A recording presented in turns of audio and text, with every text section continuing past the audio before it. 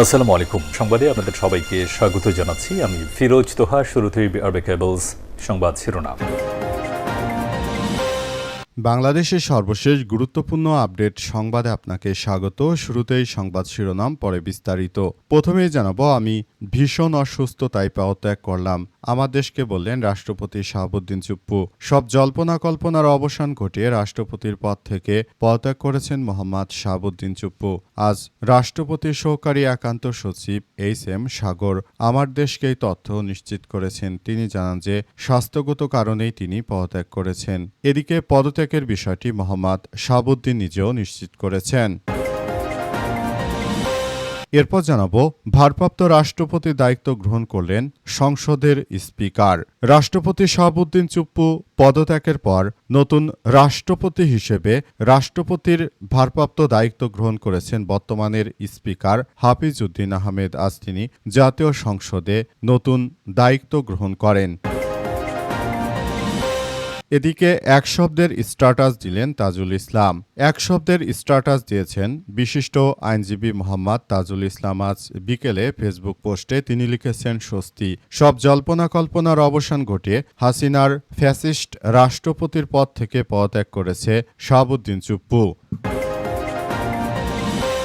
এবারে জানাবো, রাষ্ট্রপতির পদত্যাগে স্বৈরাচারের কালো ছায়া সরে গেছে বললেন জামাতের আমির। রাষ্ট্রপতি মোহাম্মদ শাহাবুদ্দিন চুপ্পুর পদত্যাগের মাধ্যমে দেরিতে হলেও জাতির উপর থেকে স্বৈরাচারের কালো ছায়া সরে গেছে বলে মন্তব্য করেছেন বাংলাদেশ জামাত ইসলামের আমির ও বিরোধী দলীয় নেতা ডাক্তার শফিকুর রহমান।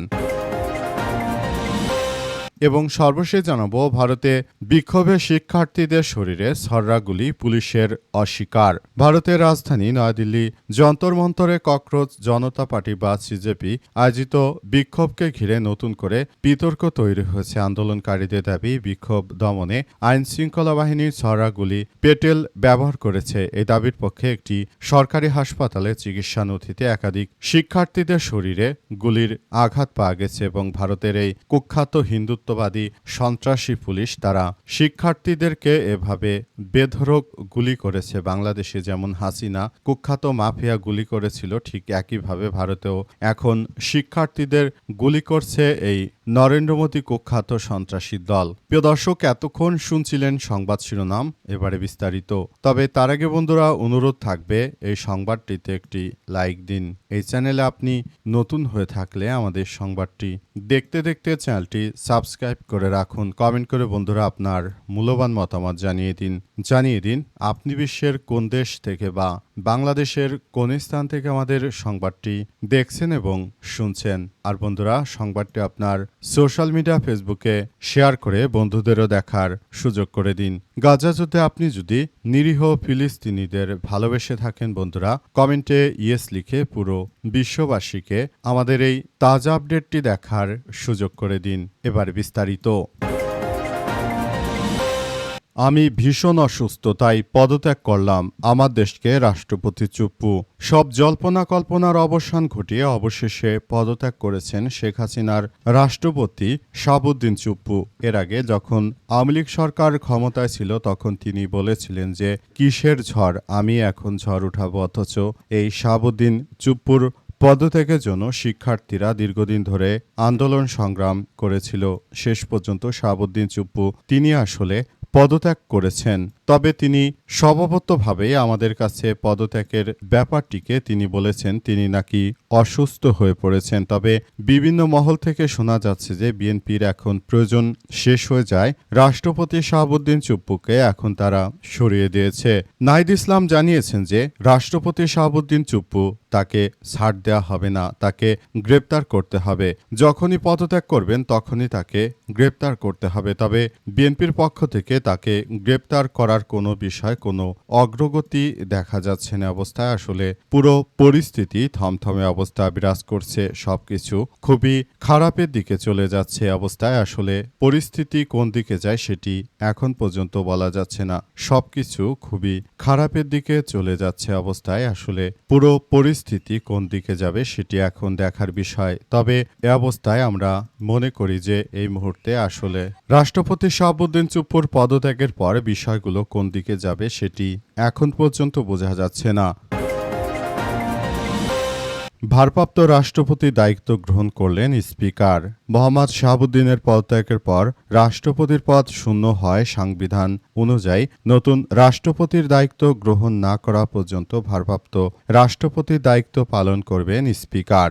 সংবিধানের 50/3 অনুচ্ছেদ অনুযায়ী রাষ্ট্রপতি স্পিকারের উদ্দেশ্যে স্বাক্ষরযুক্ত পত্রের মাধ্যমে পদত্যাগ করতে পারেন। আর 54 অনুচ্ছেদে বলা হয়েছে যে রাষ্ট্রপতির পদ শূন্য হলে কিংবা অনুপস্থিতি, অসুস্থতা বা অন্য কোনো কারণে তিনি দায়িত্ব পালনে অসমর্থ হলে নতুন রাষ্ট্রপতি নির্বাচন না হওয়া পর্যন্ত স্পিকার রাষ্ট্রপতির দায়িত্ব পালন করবেন।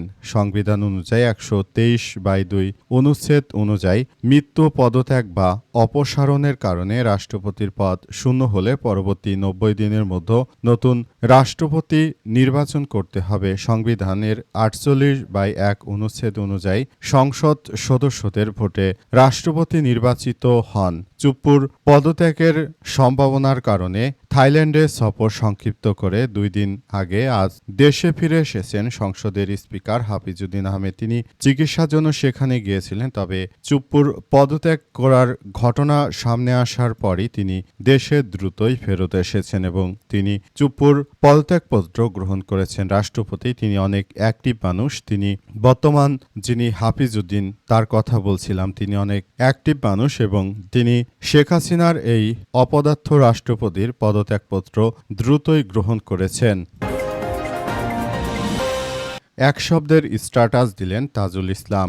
এক শব্দের স্ট্যাটাস দিয়েছেন বিশিষ্ট আইনজীবী মোহাম্মদ তাজুল ইসলাম। আজ বিকেলে ফেসবুক পোস্টে তিনি লিখেছেন, স্বস্তি, সব জল্পনা কল্পনার অবসান ঘটে রাষ্ট্রপতির পদ থেকে পদত্যাগ করেছেন পলাতক শেখ হাসিনার নিয়োগকৃত রাষ্ট্রপতি শাহাবুদ্দিন চুপ্পু। চুপ্পু যখনই তিনি ক্ষমতায় এসেছেন তখনই তিনি বলতেন তিনি নাকি ঝড় তুলবেন।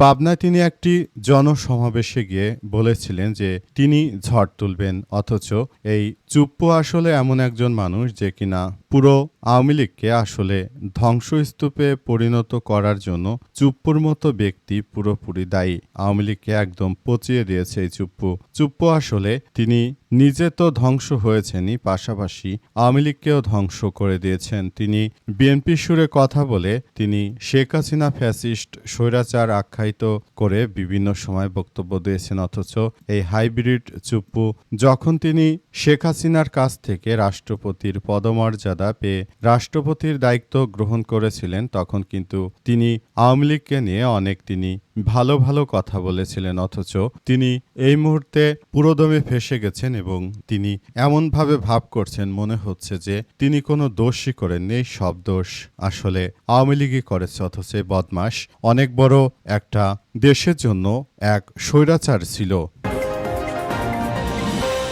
রাষ্ট্রপতির পদত্যাগে স্বৈরাচারের কালো ছায়া সরে গেছে বলেন জামাতের আমির। বাংলাদেশ জামাত ইসলামের আমির ডাক্তার শফিকুর রহমান জানিয়েছেন যে বাংলাদেশে যে স্বৈরাচারের কালো মেঘ ছিল সেই স্বৈরাচার এখন দেশ থেকে পালিয়ে গেছে। এখন আসলে আমাদের স্বস্তি এসেছে।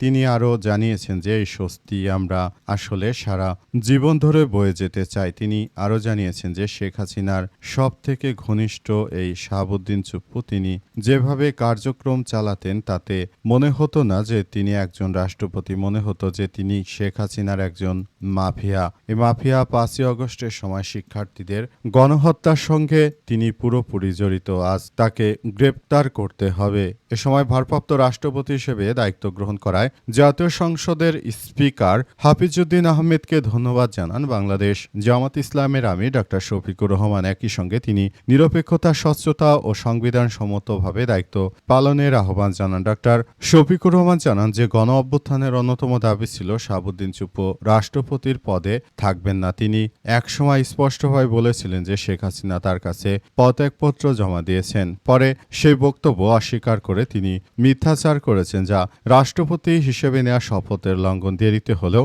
জাতির ঘাট থেকে এক ফ্যাসিবাদ সরে গেল। তিনি আরও জানান যে ভারপ্রাপ্ত রাষ্ট্রপতি নির্মোহ এবং নিরপেক্ষভাবে দায়িত্ব পালন করবেন, এটাই আমাদের প্রত্যাশা। এই দায়িত্ব পালনে জামাত ইসলাম তাকে সর্বাত্মক সহযোগিতা করবে। আমরা চাই পরবর্তী রাষ্ট্রপতি এমন কেউ হোক যিনি কোনো তোষমোদী নয়, বরং তিনি দেশটাকে সুন্দরভাবে গড়ে তুলবেন।